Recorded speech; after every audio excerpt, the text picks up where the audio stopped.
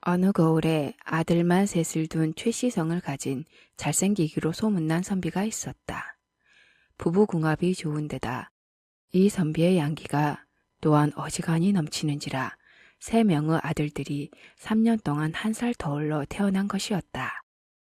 문제는 선비의 가문이 몰락한지라 해가 갈수록 궁핍해져 걱정이 이만저만 아니라는 것이었다. 이제 과거 시험 준비는커녕 당장 먹고 살 걱정을 해야 할 상황이 되었다. 이러다가는 그 3명의 아이들을 챙겨 먹이지 못할 처지에 이를 텐데 내 향기는 주체할 수 없이 이리도 넘쳐나니 이러다가 아이가 더 태어나게 된다면 우리 가족들은 모두가 굶어 죽을지도 모르겠구나. 선비는 일단 자신의 사주에 아이가 몇 명이나 되려는지 두려워 이웃에 사는 친한 점쟁이에게 자신의 사정을 넌지시 얘기해 보았다. 점쟁이는 선비의 이야기를 모두 들은 후 복채는 나중에 큰 돈이 생기면 갚으라고 하면서 사주를 봐주었다. 이게 참 좋은 것 같은데 이런 상황에서 좋다고 해야 하는 건지 원? 아무튼 선비님은 아들만 7명을 자식으로 얻게 될 팔자네요. 무엇을 어떻게 해도 결국엔 그리 될 사주랍니다. 점쟁이에게 이 말을 듣게 되니 집에 돌아온 선비는 앞이 더욱더 캄캄해지게 되었다. 7명이라니 이를 어쩐단 말인가. 더 이상은 안 되겠구나. 내가 집을 떠나 홀로 지내게 된다면 더 이상 아이가 태어나는 일은 없을 테니 그리 해야만 하겠어. 저 자식 밥을 쫄쫄 굶기게 생겼는데 과거 시험이고 양반 체면이고 다 무슨 필요가 있겠는가. 보찜 장수라도 되어 떠돌이로 지낸다면 내 사주가 이러한들 아이가 더는 안 생기겠지.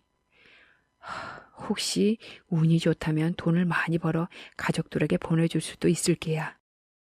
선비는 마음을 굳게 먹고 그날 밤 부인에게 자신의 생각을 이야기하였다. 내 예전에 우리 집안의 은혜를 입었던 한 사람을 통해 먼 거울로 가서 보찜 장수라도 해보려고 하오. 부인과 아이 셋이 살아갈 돈을 어떻게 해서든 마련해 보내줄 터이니 몇 년 동안만 떨어져 지내보도록 합시다. 이 말을 들은 부인도 어쩔 수 없이 이를 수긍하였다. 선비는 다음날 새벽이 되자 평범한 상민들의 차림으로 옷을 입고 간단한 짐과 여비를 챙겨 바로 길을 나섰다. 사흘을 꼬박 걸어가야만 하는 길인지라 밤 늦게까지도 걷게 되었는데 마음만 급해 잘 알아보지 못하고 길을 재촉하다가 이튿날 산에서 길을 잃어버리고 엎친 데 덮친 격으로 산적까지 만나 가진 돈을 모두 빼앗기게 되었다. 겨우 목숨만 건져 도망친 선비는 가까운 마을에 도착하였으나 주막에 하룻밤 묵어갈 노잣돈이 없는지라 어쩌지? 일단 무조건 제일 좋아 보이는 부잣집을 찾아 하룻밤은 묵어갈 수 있게 청하여보자. 선비는 마을에서 제일 가는 부잣집을 찾은 뒤 다짜고짜 집주인을 찾았다. 선비는 집주인인 최천봉을 만나자 바로 자신의 사정 이야기를 하였다. 그런데 대화를 나누다 보니 이 최천봉이 자신과 본관이 같은 먼 친척벌인 사람인 것이었다. 선비가 산적을 만나 빼앗겨 여비가 하나도 없다는 것을 들은 최천봉은 자신의 집에서 며칠 묵었다가 길을 다시 나서라고 호의를 베풀어 주었다. 그날 저녁 선비는 최천봉과 저녁 식사를 함께 하면서 이런저런 대화를 이어가게 되었다. 이복에 무슨 사연이 있길래 저 자식과 떨어져 살아가려고 하는 것인가? 참봉어른 그게... 선비는 지금 있는 처자식도 건사할 수 없는 처지인데 점쟁이가 사주에 아들이 넷이나 더 있다 하여 떨어져 지내려 한다는 이야기를 하였다. 선비의 이야기를 들은 뒤 최천봉은 표정이 매우 어두워져 있었다. 제 이야기를 듣고선 심기가 불편해지신 것 같은데 제가 말한 중에 참봉 어른께 무슨 결례를 범한 건 아닌가 싶습니다. 아닐세. 나도 우리 집안 사정을 자네에게 이야기하고 어려운 부탁까지도 해야 할 것 같아 고민이 되어 그래 보이는 걸세. 제게 부탁을요? 전 도와드릴 수 있는 게 없는데요. 일단 우리 집안 이야기를 할 테니 들어보게나. 최찬봉은 선비에게 몇 년 동안 자신의 집에 있었던 불행한 일들을 이야기하였다. 선비는 최찬봉의 이야기를 들으면서 눈이 휘둥그레질 정도로 놀랐다. 최찬봉에게는 한 해 터울로 태어난 4명의 아들이 있었고 4형제 모두 장성하여 비슷한 시기에 혼례를 치러 4명의 며느리가 집안에 들어오니 최찬봉은 세상 부러울 게 없었다고 한다. 한두 해만 지나면 손주들도 태어나 재롱을 부릴 걸 생각하니 너무도 행복했다고 한다. 그런데 석 달 전 이 마을에 전염병이 돌았는데 아들 사형제가 모두 이 전염병에 같이 걸리더니 한 달 사이에 모두 병을 앓다가 세상을 떠나버린 것이었다. 졸지에 최찬봉은 손주들의 재롱을 보게 되기는커녕 아들들을 모두 앞서 보내게 되었으니 이제 며느리 4명 모두 과부로 남게 되는 불행한 처지가 되게 된 것이었다. 이렇게 자신의 현재 사정을 선비에게 모두 이야기한 최찬봉은 선비를 지그시 바라보더니 이보게 어려운 부탁이겠지만 우리 집안 대가 끊기지 않게 좀 해주게나. 네? 그게 무슨 말씀이신지요? 자네의 사주에 아들 4이 더 있다 하지 않았는가? 과부가 된 4명의 우리 집 며느리들을 통해 자네가 가진 사주 아들 중 한 명이라도 가질 수 있도록 좀 해주게나. 아, 그게 찬봉 어른의 집안 사정은 안타까우나 이건 좀 도와주게나. 내 사례는 충분히 하겠네. 4명의 며느리들과 각각 하룻밤만 보내주게나. 당황해하던 선비는 잠시 생각하였다. 내일 당장 여비도 없이 길을 떠난다면 목적지에 가기도 전에 어차피 굶어 죽을 텐데 어쩔 수 없구나. 선비는 최찬봉의 제안을 받아들이기로 하였다. 최찬봉도 잠시 후 며느리들을 따로 다른 방에 모두 모이게 한 뒤에 어떻게든 집안의 대를 이어야만 해서 이런 선택을 하였다고 말하며 오늘은 선비와 하룻밤씩을 집안의 하인들의 눈에 띄지 않게 몰래 들어가 잠자리를 가져달라고 하였다. 최찬봉의 이야기를 듣고서 그 자리에서 며느리들은 모두 놀라서 매우 당황해하였다. 하지만 가문을 지키려는 시아버지 최찬봉의 부탁을 결국은 모두 받아들이게 되었다. 그날 밤이 깊어지자 첫째 며느리가 선비의 방으로 몰래 찾아갔다. 선비는 최찬봉의 부탁을 받아들였지만 먼 길을 오느라 몸도 지치고 피곤하고 자신의 앞길을 알 수 없어 생각이 많은지라 여행과 잠자리를 가질 수 있을지 걱정이 되었다.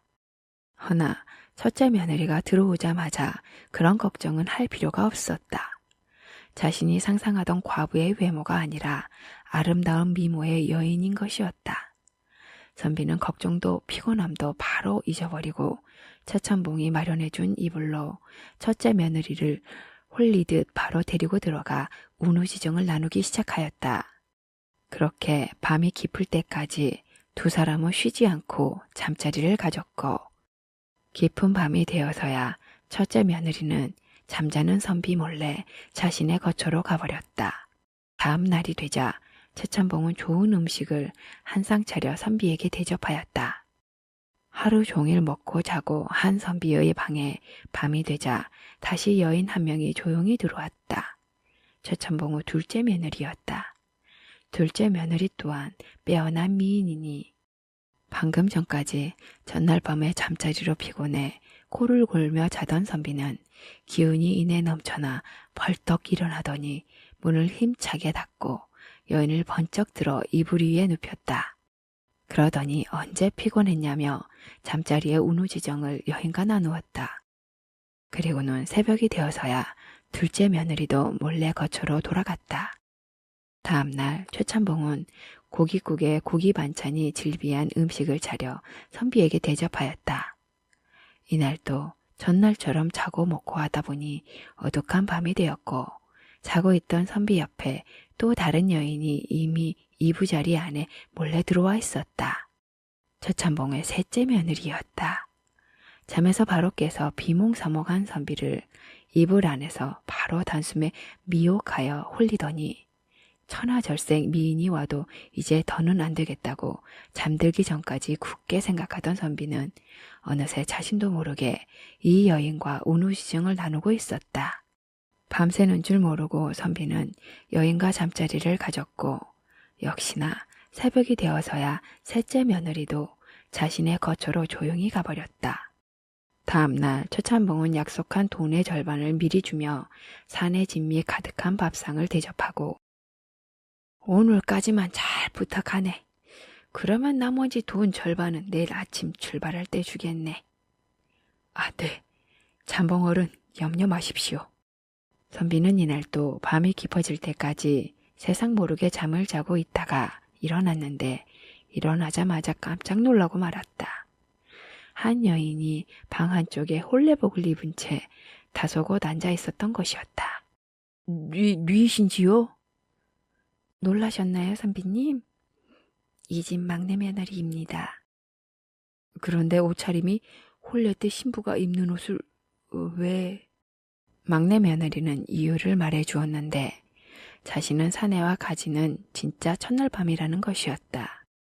남편이 기생 하나에게 마음을 주어 자신과 혼인을 하고 첫날 밤은커녕 하룻밤 잠자리도 가지지 않은 채 쭉 지내다 병이 들어 죽었다며 선비가 자신의 처음 사내이니 이렇게 자신의 서방님으로 받아들이겠다는 뜻이라 하였다. 선비는 이런 막내 며느리의 이야기를 긴 시간 동안 조용히 경청해 들어주었다. 그런 뒤 선비는 다 이해한다는 듯 부드럽게 미소를 짓더니 혼례 후 부인과의 합방을 처음 할 때처럼 등잔불을 끄고 부끄러워하는 부인을 천천히 그리고 부드럽게 비단금집 이불로 이끌었다.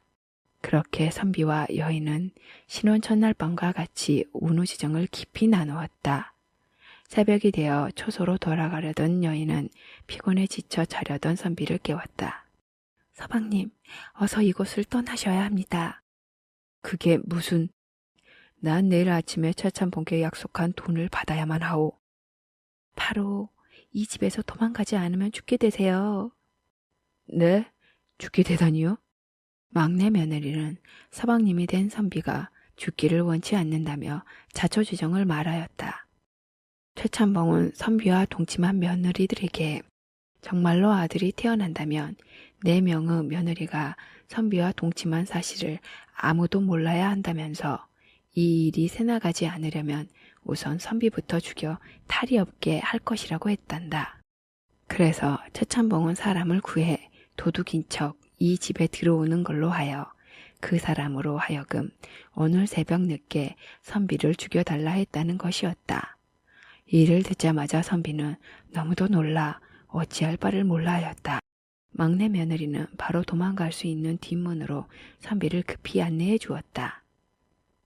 고맙소. 내 그대를 꼭 다시 만나러 오겠소. 그리고는 후다닥 바람같이 선비는 길을 떠나버렸다. 그 후 선비는 5년여를 벗짐 장수로 지내며 또돌이 생활을 하였다.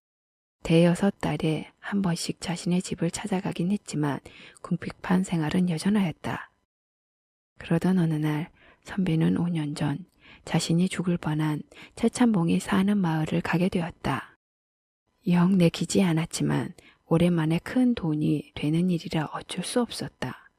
일을 마친 선비는 급히 길을 떠나려 하다가 자신을 서방님으로 받아들이겠다던 최찬봉의 막내 며느리가 갑자기 생각이 났다. 내 생명을 살려준 은인인데 다시 만나러 꼭 올 거라는 약속을 지키지 못하였구나. 선비는 소식이라도 좀 알 수 있을까 하여 때마침 지나가던 나이든 행인에게 물었다. 이 마을 부자인 최찬봉 댁에 젊은 마님이 주문한 귀한 물건을 갖다 드리려 하는데 제가 영 집을 찾을 수가 없어서요. 역시나 소문이 맞군. 네? 소문이라뇨? 최찬봉이 1년 전에 죽고 나서 유산을 모두 물려받은 과부 며느리가 그리 돈을 펑펑 써댄다 하더란 말이요. 네? 그런데 최찬봉 어른이 돌아가셨다고요? 그제서야 선비는 자신을 죽이려 한 최찬봉이 없으니 막내 며느리를 만날 수 있겠다 생각하였다. 선비는 최찬봉의 집으로 곧바로 달려갔다. 때마침 최찬봉의 집에서 나오는 머슴에게 4명의 마님 중 막내인 마님이 계시냐고 물었다. 막내 마님이요? 이 집의 마님은 한 분이신데? 아, 맞다. 저도 들은 이야기인데 3, 4년 전인가 마님 4분이었다고 했어요. 그런데 3분은 돌아가시고 막내 며느리셨던 지금 마님만 계시는 거라고 했어요. 아, 그럼 마님께 바로 구해주게나. 그러면서 선비는 자신이 누구라며 일을 전해달라고 하였다. 잠시 후 여인 하나가 버선발로 뛰어나왔다. 막내 며느리였다. 서방님, 드디어 오셨군요. 기다렸습니다. 하더니 바로 선비를 자신의 방으로 모시고 들어갔다. 아, 부인, 너무 늦게 약속을 지켰구려. 내 그대의 안부라도 알고 싶어서 잠시 들렀소. 잠시만요, 서방님. 여인은 하인을 부르더니 누군가 데려오라고 조용히 명하였다. 그러더니 잠시 후 5살 되어 보이는 사내 아이 4명이 왔다. 너희들의 아버지이시다. 어서 인사 올리거라. 여인의 말이 끝나자 바로 사내 아이들이 선비에게 큰 절을 하였다.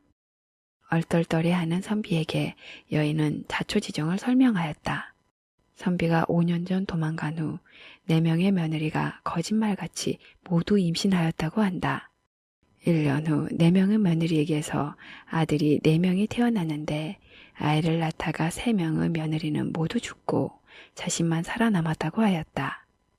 그렇게 되니 자신이 4명의 아이를 모두 이제껏 키워왔고 1년 전에 시아버지인 최찬봉이 돌아가셨다고 한다. 그래서 집안의 모든 유산은 자신과 아이들의 몫이 되었다고 하였다. 서방님이 이 아이들의 아버지이시니 이제 이 집 주인이시랍니다. 그리 되니 선비는 얼떨결에 부인과 아들 넷이 더 생기고 거기다 부잣집인 최찬봉 댁에 주인이 하루아침에 된 것이었다. 아들만 7이라더니 그 점쟁이 말이 꼭 들어맞았구먼. 이어 막내 며느리는 선비의 첫째 부인과 아들 셋도 불러들여 함께 살 수 있도록 하였다. 이제 선비는 그리 꿈꿔오던 처자식들과 아무런 걱정 없이 사는 것을 할 수 있게 되었다. 그 후 어느 날 선비는 자신의 미래를 맞춘 점쟁이를 찾아갔다. 예전에 주지 못한 복지일세 받아주게나. 선비는 소 1마리를 살 수 있는 돈을 점쟁이에게 주었다. 복채를 이리 많이 받았으니 하나 더 알려드리지요. 이제부터 이보다 좋을 수 없는 관운이 시작될 사주이니 지금에 만족하시지 말고 꼭 관직에 오르세요. 점쟁이에게 그 이야기를 듣고 나서 선비는 집안이 몰락해버린 후 그만두었던 과거 시험 공부를 다시 시작하였으며 3년 만에 과거에 급제하였다. 하지만 늦은 나이에 관직에 올라 출세하기는 어려울 것 같았다.